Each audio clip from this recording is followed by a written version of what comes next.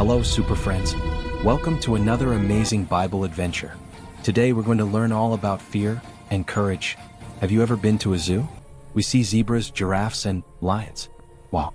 They're huge, strong, and make a mighty sound, roar. Lions stay far away from visitors because to them we look like lunch. Pretty scary, right? But today's story is about a very special servant of God named Daniel, Chase. Daniel's friends, the people of Israel, had been captured and taken to a faraway land called Babylon. The ancient king of that land noticed that Daniel was incredibly smart and wise, so he chose him to work in the royal palace. Daniel worked hard every day, and most important of all, he loved God with all his heart. Over time, the empire changed and a new king came, King Darius, Mayor Humdinger. King Darius trusted Daniel, Chase, so much that he made him the most important leader in the whole kingdom. What an honor. But Daniel's success made two jealous advisors, Sweetie and Harold Humdinger, very mad. They whispered to each other, "How can Daniel be our boss? We have to get him into trouble. But how if he never does anything wrong?"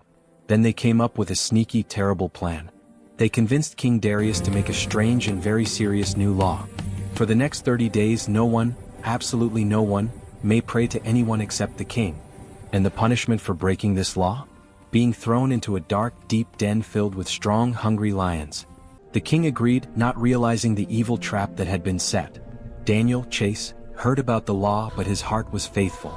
He could have stopped praying for 30 days, or prayed in secret. But he knew that God was more important than anything.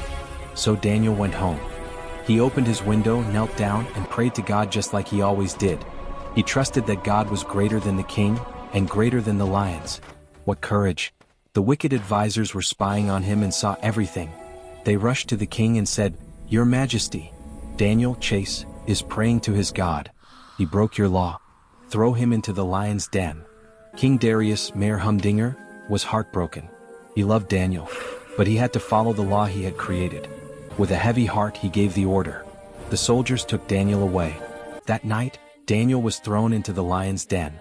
The king sealed a stone over the entrance and said, "May your God, the one you trust so much, save you." He spent the whole night crying and unable to sleep. Early the next morning, before the sun even rose, the king ran to the den.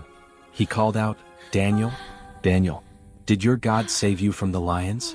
There was a long, terrible silence. But suddenly a calm voice replied, "I'm safe.